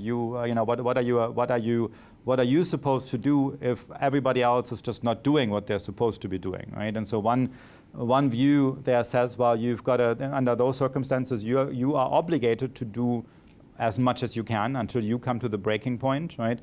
And the other view says you've got to do what you would have to do under ideal circumstances if everybody also were to comply, right? So there's these 2 views. And now my general sympathies are with the second standpoint, right? So your obligation is exhausted when you do what you should be doing, regardless of what other people are doing. Now, does this mean that then you can kind of just stop, right? If you're on the lifeboat and you have, can you just kind of kick everybody else out? I think no. I think what happens then is then in a way what happens is the standards for you having to do more go way up, right? So suppose we have already done what we are supposed to be doing, but there's more people who need help. Other people are not helping them. Then 2 things matter, namely how easy is it for us to do this, which is now super erogatory, right? How easy is this for us to do, and how much depends on it for them, right? And if the one extreme case would be it's easy for us to do, even though we morally don't have to, we have already done, right? But it's easy to do, and much hangs on it for them. Then there is a lot of pressure to do more. But it would all be kind of pressure within a domain that's already beyond what we really have to do. And then kind of goes down, right? So if we really, the less we can do, and the less urgency is on their side, the more the pressure goes down. And the sheer fact that other people are not doing what they're supposed to be doing by itself does not do any work to ask us to do more. Sorry, but this is a kind of, I mean, that's why it's deep waters, right? There's a lot of things going on. Is this a satisfactory answer? So your answer is then that that doesn't sort of rely on the common ownership of the earth. Just the common ownership, that's more on the basis on our common humanity. If we have to take in the more. It's no longer. Yeah, they both would come in, but you have now. There's this. You're coming to this. You're coming to kind of an orthogonal debate. Namely, the orthogonal debate is about what to do under circumstances where other people are. If you are complying with what morality requires, but nobody else is. Right, so then in a way this is independent of why. So yes, both of these kick in as to why you have to do this. Okay. But then the question is, how much do you have to do if nobody else is doing what they are supposed to be doing? Then you get a separate question there, which I actually think is a very difficult question to sort out. And that's why I said my sympathies are with this view. But if you press me more, I'm not sure how much I can say to sustain this intellectually. Professor Hodgson. Yeah, thank you. I want to ask you to say more about why we should appeal to common ownership, given that there seem to be a lot of other ways to reach the same conclusions. And I wonder sometimes if your attraction to the idea isn't partly tied to your mathematical background. For the following reason. So in math, I feel like people, one of the aims is to find powerful, simple, and elegant axioms from which you can derive a lot of things. In philosophy, I think people are less ambitious, partly because our results are so much less impressive, probably. But usually we try to find weak premises that are widely accepted, that are uncontroversial, and so on. And one thing we really care about is we want our premises to be less controversial than our conclusions. Right, so the excellent article... The excellent article in which you derive human rights from common ownership of the earth would be an example of a discussion that may fall afoul of this principle. So almost everybody accepts the human rights that are established in that article, but the idea of the common ownership of the earth is extremely controversial. And so I was wondering, so there is the elegance of appealing to one idea, which has a certain theoretical virtue. But why not just go with the simpler ideas that are more broadly accepted? Ideas such as, well, you have a right to be somewhere. It doesn't mean there's common ownership and an equal right and so on. It's just you have a right to be somewhere. We can't push human beings entirely off the face of the earth. And then this is a claim that an individual human being has against the whole world, in a sense. And there's a question who has to shoulder the burden in this case. And then you appeal to, considerations of fairness. Maybe Italy has done more than its fair share, and they can say, well, we can't do everything, and considerations of overpopulation and so on, which are all things that end up playing a role in your argument. It's just you want them all to be under the heading of a very controversial idea, and I'm not sure what the philosophical payoff is of putting in that very controversial idea in addition to the rest.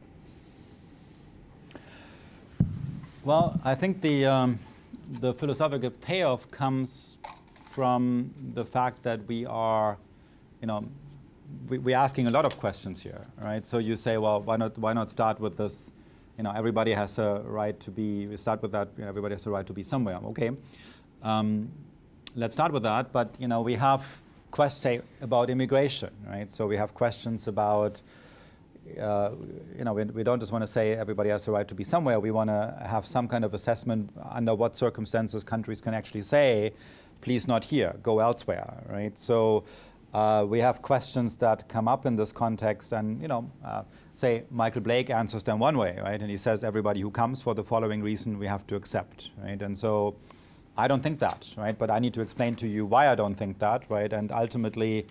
Once you start articulating, I could kind of reconstruct this idea about collective ownership just starting from there, right? I could say, look, something rubs me the wrong way about this answer, and what rubs me the wrong way about this answer is that, yeah, he's right about the starting point, but does this really mean that whoever happens to be standing, whatever country happens to be there, when people in need of being somewhere else get there, that they have to have all these obligations, right? So that strikes me as wrong. And then I could think about, okay, why does it strike me as wrong? You know, it's because there's nothing about that particular location, and then before you know it, you also think, okay, it's something about other locations. Then you kind of, okay, how much should they do? How do we think about this? And then you come to this idea of proportionate use. So I've found myself, you know, similarly actually for to give you a different motivation for this sort of kind of backing into this sort of thinking. In climate change, right? So this debate that happens between all those mountains, behind all those mountains, right? So Peter Singer has this view on that, and he says the way we should think about this is we should think that the atmosphere is collectively owned. So everybody should have this, like we live together in a house. And if we share a house together, everybody has the same right to put stuff in the sink, right? And the same right, so equal pollution right? And so the atmosphere is the global sink. Every human being who's ever been around in industrial times has the same right to dump stuff there, and we kind of work from there. But the starting point is we collectively own that, and once you have that, it gives you an equal division of that, right? And by the way, that's actually an interesting connection to public policy, because India actually has advocated for that solution, right? So there's sometimes a connection to political discussion. India advocated for this equal division of the atmosphere. Okay, and then I think there's something not quite right about this, because what we collectively own is actually not the. Why would we just collectively own the atmosphere, right? Surely, if we own the atmosphere together, it must be because we own the planet as a whole, right? This is the space in which we live, right? It's nothing special about the atmosphere. It's the Earth as a whole, right? So you start thinking about this, but once you have that, it clearly is not the case that only because we own the Earth together, we own every part of it together, because that's exactly the right libertarian reductio ad absurdum, right? Right libertarians have said to this idea of collective ownership, look how silly this is. You know, if you own everything together, then this means every lump of gold found on the ocean floor and every drop of oil found in the Arab Peninsula, every drop of oil has to be divided by 7 million people. That's how ridiculous this is, right? So once you have spelled this out properly, you find this inference from owning the whole to owning the part doesn't work. It doesn't work in the libertarian reductio. It also doesn't work in Singer's argument. So you kind of, you get this motivated by thinking about such arguments, and then at some point, of course, you also want a unified theory, right?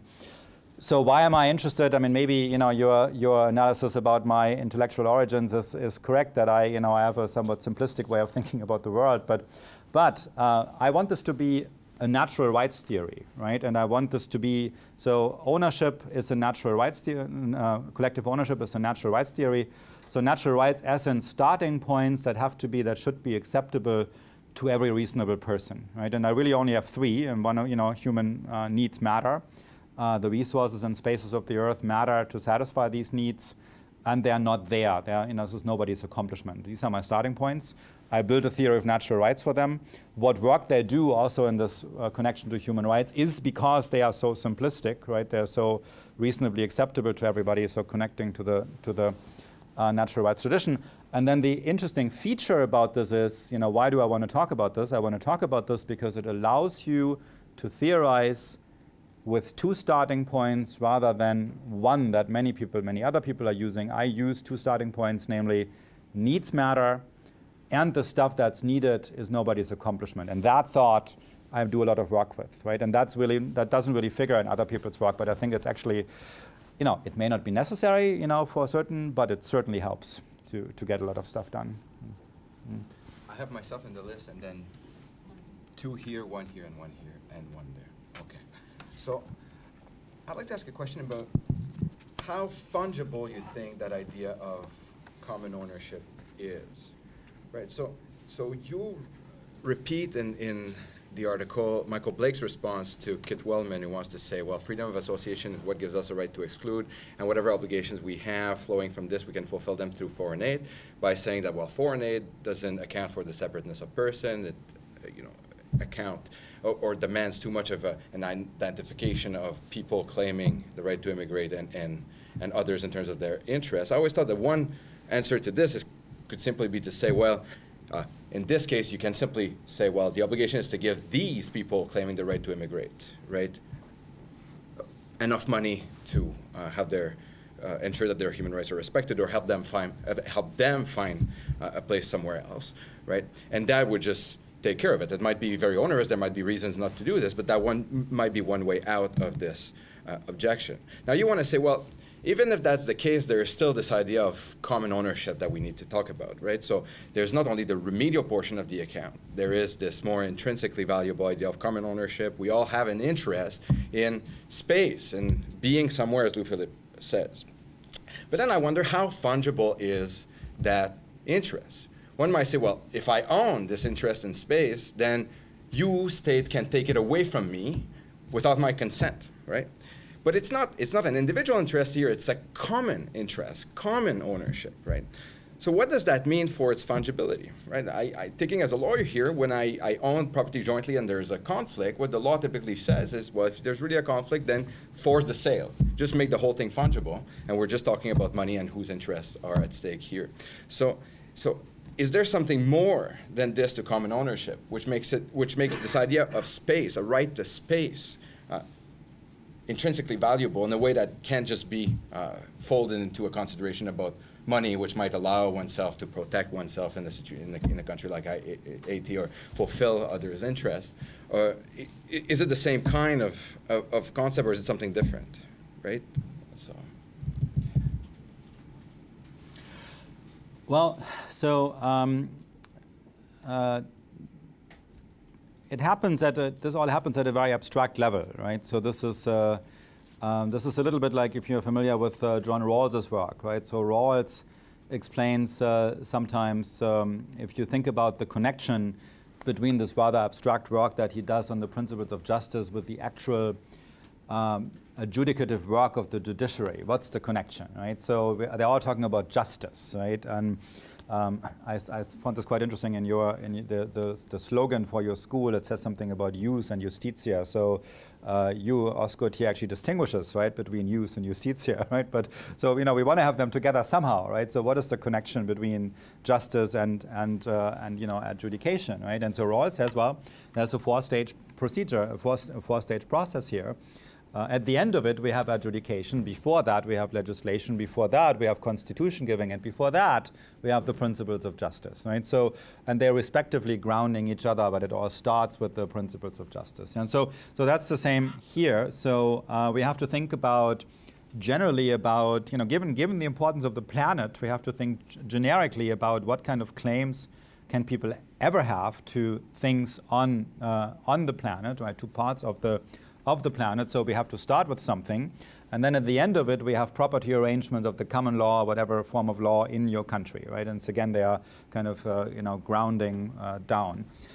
So in that sense, common, yes, I use this term common ownership. Why do I use this term common ownership? Well, because it's actually there's different at the abstract level, right? If you're humanity collectively owns so the generic way of talking is we collectively own the earth, right? And then there's different things there's different views about this in the literature, right? There's Silla Steiner in the UK who agrees with the standpoint and says, yes, that's the right way to go. But what this means is everybody, so there's a huge heap of this is here, the heap of resources and spaces, right? It's all there. And it somehow is divided by n people, right? Everybody has 1/nth share of that, right? So that's his take on that. So it's a kind of equal division approach. There's another view in the literature that says, well, so if we own this collectively, we really own it jointly, right? So we all own. This is like private owning, but we all have it, right? So nothing can be done to any of that people haven't all explicitly consented to. At least there is a kind of an original position sort of detour where we kind of mimic what people would have said about acquisition. And what I say is this common ownership is actually using a term, I'm not sure, that must have existed in Canada too. It's an English thing, it's also a continental European thing. In the old days, in the Middle Ages, into the modern times, there was an ownership structure that a village would have, a certain area, they would hold that in common, right? So, in Cambridge, where I work, there's the Cambridge Common, right? There's the Boston Common, and so what this means is, in those days, the citizens of Cambridge could bring their cows there, and there were certain entitlements there, right? And so I'm using that, and so what it means in my case is to translate this into this idea of common ownership into rights talk, it means three things. It means there is there's a liberty right of use. Yeah? So for the Cambridge Common, this means as citizens of Cambridge, nobody else, right? We have the liberty, right? We are at liberty to bring the cow there, and this is not exclusive of anybody else doing the same from Cambridge. Yeah? And then there's a basic claim right to that, right? So it's not just a liberty right. So if the grass is already on the way to my cow's mouth, then you cannot come and kick my cow so that your goat gets his mouth into the action, right? That's an elementary. So as my animal is already using what we commonly own for its survival purposes, you must not interfere. And then there's a third one, and that is probably more to your point. Then there's also an immunity right. Yeah? So you have an immunity right, namely, so if one fine day I sleep longer and everybody else gets together and sells our common to the next village over, so that now it all belongs, to the next village over, that's not okay. So I have an immunity from being deprived of my ability to make a living with these resources, right? So, but the way I understand that immunity is, and that is kind of important, right? Because you might say one thing that's kind of strange about this approach is most of us, certainly, those of us who have kind of leisure sitting around here on a Friday afternoon, right? We are not working on the soil, right? Most people, hardly anybody does, right? I mean, it's a relatively small percentage of people who actually work on the soil. So are we not common owner, or can I, call some guy in Washington, D.C. once I'm back in America and say I'd like to have my share, right? So no, there is a collective way of handling what we have taken out, but what we are immune from is being deprived of the opportunities that I originally had to make a living using the resources. So if you are transforming the space, my opportunities that I originally had through the liberty and claim right need to be substituted with something else, which actually gives you a nice argument, I think, for basic social security also, right? And for employment entitlements to the state, creating employment opportunities and all that, right? So it's a long answer to certain things that you said, but does this actually respond to what you had in mind?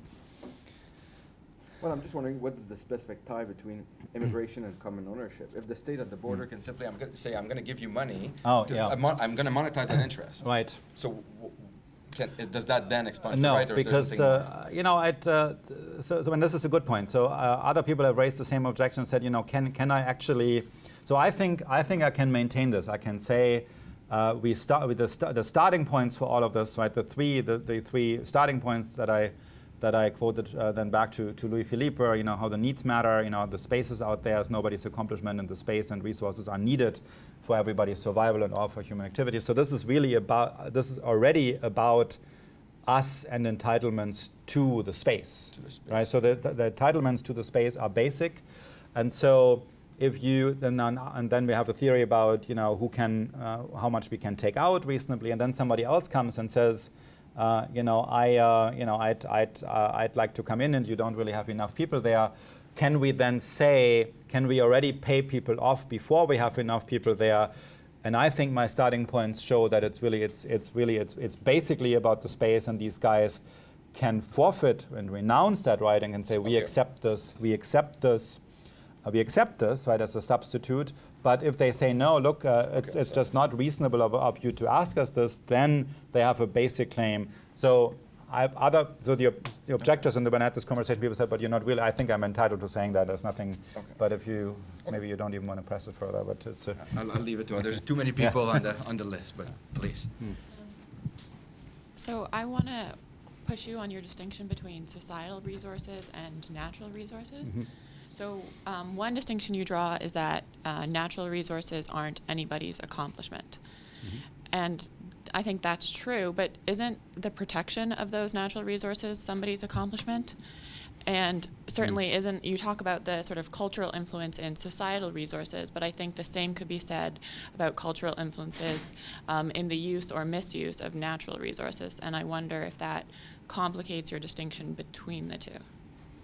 Yeah, it does. It does. So it's that's a good point. This is actually, so basically what I'm doing here is is a very substantial simplification, right? So but the simplification motivates the whole story here, right? Namely that we can think about resources and spaces of the Earth independently of human doing.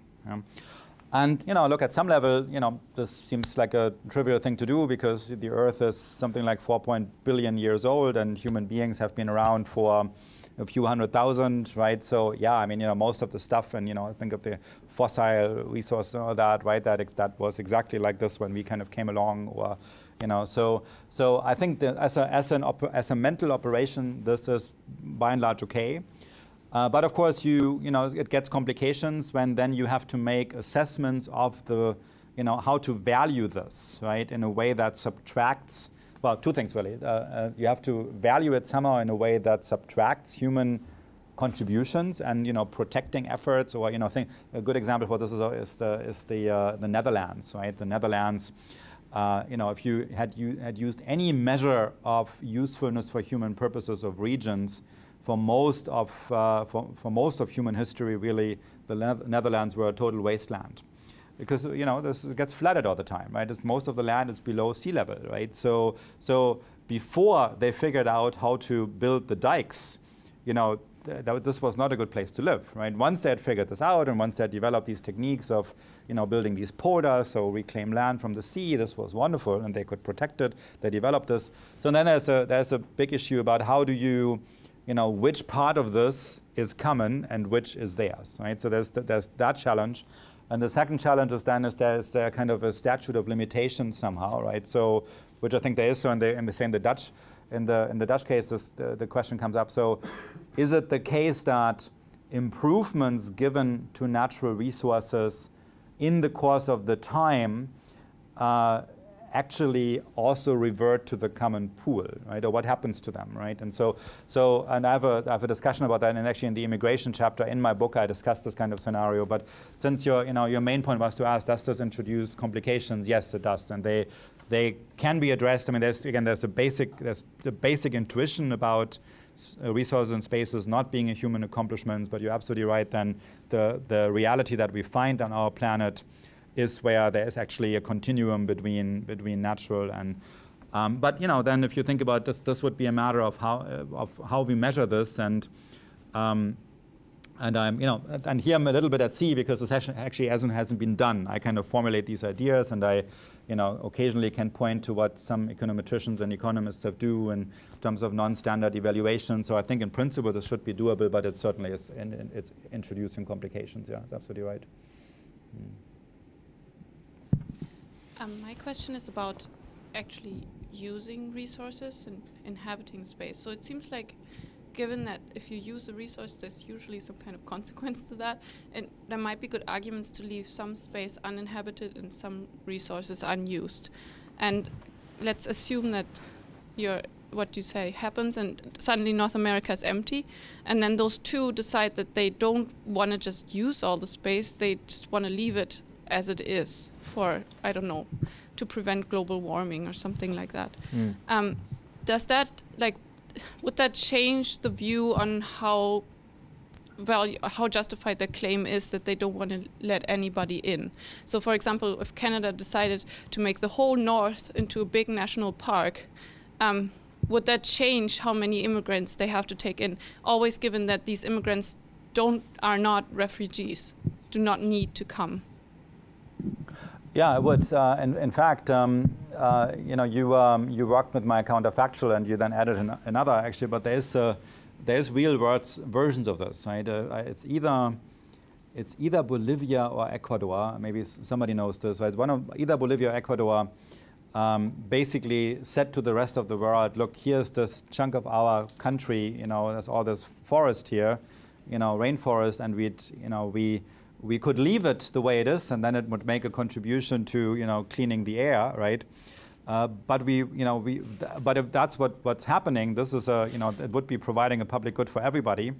What we would really like to do with this is we would like to, there's something underneath, some resources there, that they can only get to when they mess up the forest, right? And so they said to the rest of the world, look, we're not going to develop this area if by this day these funds are filled with this much money.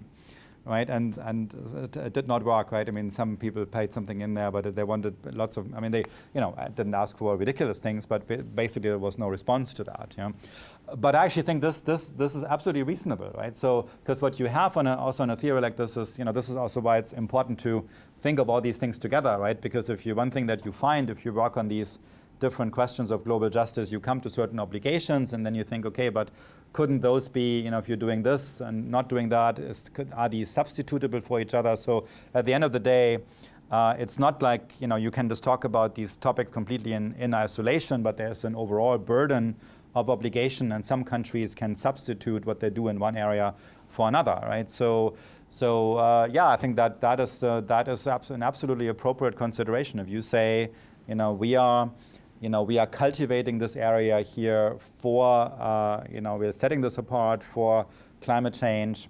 I mean, I'm not quite sure how one would have to think about this concretely, right? I mean, there's say in your Canadian example, in a way, how important it would be that they really concretely would otherwise be doing something else with the area in their business as usual trajectory, right? So in the Northern Territories, Canada is not about to massively populate them anyway, right? And the reason why this Ecuador or Bolivia scenario was so interesting is because they really were thinking about developing this, right? So, but as an in principle consideration, yes, if you make a contribution, otherwise, and one thing I also do with this ownership idea is actually, so humanity is the owner, right? But humanity is not around all at the same time. So it's a collective owner that happens over different generations. So there needs to be, in the book I offer a theory of how this stretches into future generations, and there's basic obligations also to future generations, and they have to be met somehow. And one country could say, this is something to which we make a major contribution, but then please, in the overall scheme of burden sharing, let other people, let Australia take the refugees, right? And then we keep talking. So it's a legitimate move, definitely, in principle. Professor Giudice. Thank you. Maybe a similar question, but reversed a little bit. So I was just thinking about Carolina's earlier question about what exactly is the connection between the ideal theory and sort of non-ideal constraints on ideal theory. And whenever I think of non-ideal theory, it's not just partial compliance that's a consideration, but also perverse incentives that might be created. So I was just wondering if there might be a problem with the way in which the argument develops, starting from common ownership, or maybe it's just the language that's throwing me off. So, for example, the argument goes something like this: humanity owns in common the whole of the Earth and the atmosphere, and the rights that particular states have for the enjoyment or use of a particular area of land that they occupy depends on the proportionality of that use, such that if their state or their resources or lands being underused, then it follows. So here's the inference I'm not sure about, just how tight it is. If their use is lower, right, if they're underusing their land and resources or their space, then they have an obligation to let more people in. That's where I think the inference might not follow automatically, right? Because there's an alternative to underused resources or underused space, which is to overuse it, to overpopulate or overconsume, rather than letting more people in. So I'm thinking, devil's advocate, whatever, the state just doesn't want to let more people in. It wants to follow the line of the argument, which depends upon proportional use and underuse, and supposes, well, instead of letting more people in, I just might overuse the resources, maybe even spoil them. So what part of the argument would have to be supplemented then, I guess, is what I'm worried about. I'm not suggesting this is good advice for states. Perverse incentives, yeah. No, that is a serious concern, right? Isn't this? I mean, it's, as you say, it's not something that at a practical level one would be terribly worried about, because one thing, if a state burns down its resources, uses up its resources, then one problem they would have pretty quickly is they no longer have resources, right? So, but of course that's not a good answer within the theory, right? So within the theory, you could, at a very general level, actually, a response to this is, every single one of these grounds of justice is something that exists over time, right? So if you think about shared membership in a state, so not even talking about collective ownership for now, so you think about the state as something that exists over time, then there is something that, say, Rawls discussed it as a just savings principle, right? And other people discuss it in other ways, right? So that the state has obligations to its future members. So that would be one problem. And if you think of collective ownership as the relevant ground here, that goes back to something I was just mentioning earlier. One important thing about this theory is that it actually allows us also a certain systematic way of thinking about obligations to the future, namely by focusing on future people as people who already have to be taken seriously in a certain way as future owners, right? And so at a level of justice, what is owed to them is that they are able to make ends meet. And then I have these two levels of moral language where I talk about justice and talk about reasonable acceptability. At a level of reasonable acceptability, which is weaker language, you can say more, right? Namely, since we do not know how many future generations there will be, right? I mean, we can be reasonably sure that there's not going to be literally infinitely many, and there might be rather limited number of them, but we really don't know how many there will be, right?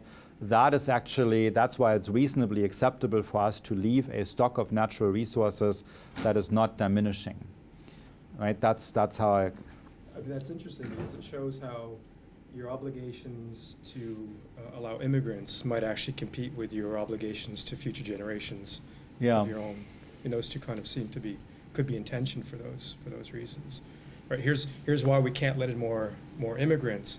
We've got duties to our future generations, which we don't know how fast we're growing. Yeah, well, yes and no. I mean, there is a tension, yes. At the same time, I think the good news here is that at some point I presented this topic and I said basically immigration is the horizontal version of a problem, the vertical version of which is future generations, right? So, and some people found this rather amusing, but I think the important point, if you think about global justice, is you've got to think about these things together, right? Precisely because it comes to possible trade-offs like this, also that you encounter in lots of versions in practical politics that's not theoretically reflected. Now, what is the solution to this? Well, my sense of issues like that is suppose the world were such that the powerful were actually interested in doing this, right? So suppose I get this phone call, from the organizers of the World Economic Forum, and he said, next year everybody is dying to hear from you, and I go there and here's what I propose, right? And so the next step then, were anything like this ever to pass, right? Not that that's likely, but would be a global contract, right? And then we'd really have to, put our heads together and think about trade-offs like this, also about distributions, and some people would say, oh, look, we are making sure that present people are okay. Other people are saying, we are focusing more on making sure that sufficiently many resources of the planet. So it would really this at this next level would be a matter of finding a global compact that would regulate this. I think at the level of abstraction that this is happening now and without more measures and all that, I think this all needs to be recognized, but I think it's hard to make. It's not really doable to make much more progress there. We have 11 minutes left. Four people on the speakers list. What I'm going to do is going to take questions by blocks of 2, and then give a brief moment to Professor Risse to respond. So I have 2 people. The microphone, if possible, yes. So far we've been looking at the side of states and their responsibilities vis-a-vis immigrants. I was wondering, however, if perhaps there were not also responsibilities on the other side, that is, on the side of immigrants. It seems to me that a lot of the reasons why some immigrants need to immigrate, it is not because their states lack the resources, but rather because of their own overconsumption, or perhaps due to irresponsible reproductive choices, or whatever the case may be. And I wonder if that could be a reason to keep them out. We'll take a second question. Yeah, thank you for the paper. I haven't read the book, but it sounds interesting. I was just wondering, it sort of goes to the societal and natural resources question also. Maybe it's a flip side of that, but if the discrepancies that people have in societal resources, like between Nazaire and Nicholas's parents, if those are things that have been created by, that are passed down, like for instance between U.S. and Haiti, if there's resource extraction and it causes displacement and poverty, mining companies, pass on these things. How would that sort of restrict you from looking at distributive justice in the context of a societal resource that is an accomplishment in the negative sense? And then too, like in this context of Canada and sort of the settler colonialism, how does the idea of collective or common ownership guard against what sounds like a lot like the population replacement that sort of went on in this context of colonizing a place where there were competing notions of commons and common ownership that went on? Yeah.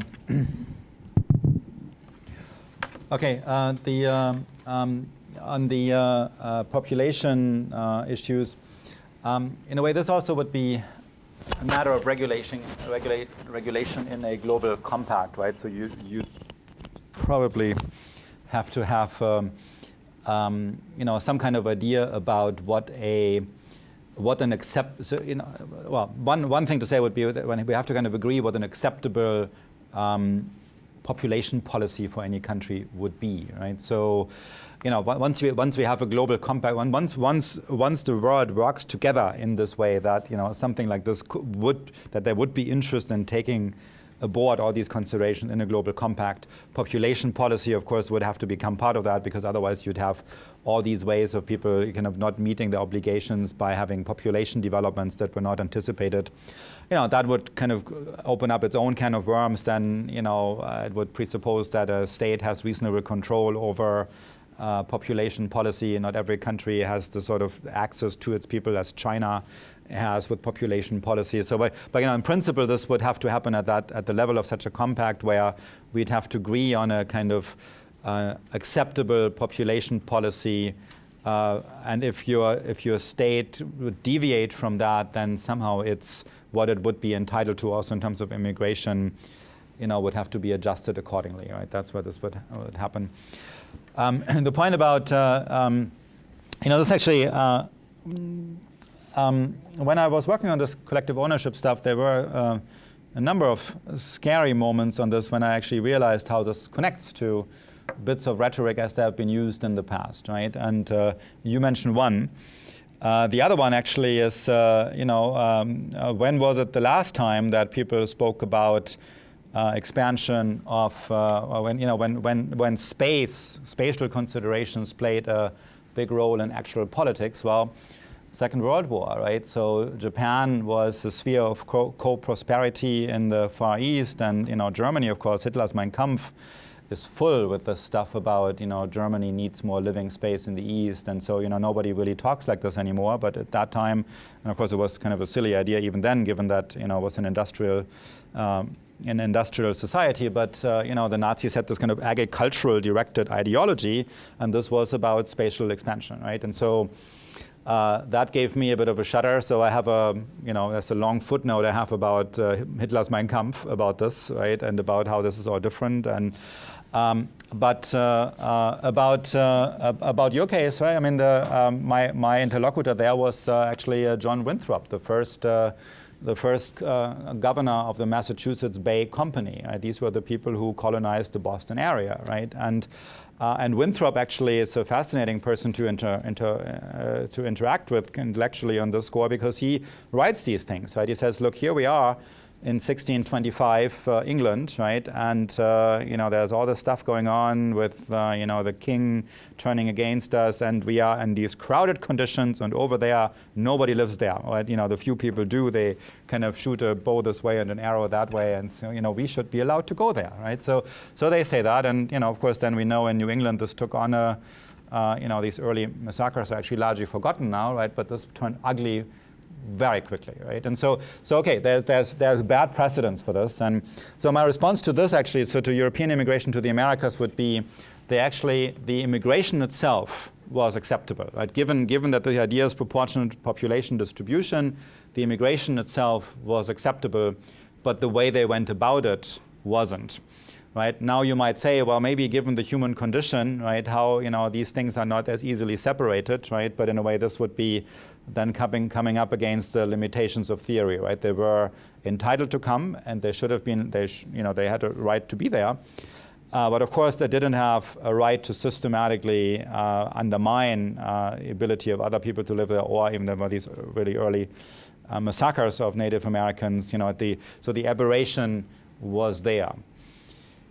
I know this is something I'm not entirely happy with, right? Because you might say at the level of the human condition, once they are there, right, people get induced and excited to do these things. Yeah, that's why I'm worried. But I think at the level of theory, that is the answer, right? So it's okay that they were there, and there had to be some kind of sharing, and the way this was done, that went horribly wrong. So we now have 4 minutes left. So I'm going to take the last two questions, if possible, to make them as succinct as possible, and then I'm going to give a brief last word to Professor Risse. Stephen and then Katayo. There's a microphone in the area, that'd be great. Thank you. Hello, Professor Risse. I enjoyed your paper. And my question is that in light of the salient facts that the Canadian economy is relatively small, the population smaller, but the territory vast yet largely inhospitable, does this really indicate that we should admit many more immigrants than we do merely upon the sole consideration of the proportional distribution of global population dynamics, when it is obvious that our socioeconomic infrastructure could not support them? On a related topic, how can your theory make the general assumption that Canada is also underusing its vast natural resources in light of the fact that historically the majority of our economic activity has relied upon exporting raw materials to foreign markets, 80% of which are sold to the United States? Please note that Australians could offer the same two objections, except that most of their exports are absorbed by the emerging Asian markets. Okay. And then, Katayo. My question again is about the distinction between societal and natural resources, especially in the context of the global dimension of the production of societal resources and also the global reach of societal resources, in the sense that if we are thinking of cultural products, ideas, the reach of them go beyond state borders and beyond the local place of production, the same way that we are talking about the production of knowledge in this room and everything that goes into that production. So my question is, how do we justify in that context bringing that back to the local level and the parental context? And if I want to say a good example of that perhaps is the institution of rights, and I think that's where maybe the tension can be explained a little bit, that you grant the right or the claim to immigration if the country of origin does not respect human rights, basic human rights. So are human rights societal resources in the sense that they're creations of somebody, and do we all have equal claims to those rights regardless of where they're created or not? And if that, then what does it say about the distinction between societal and natural resources?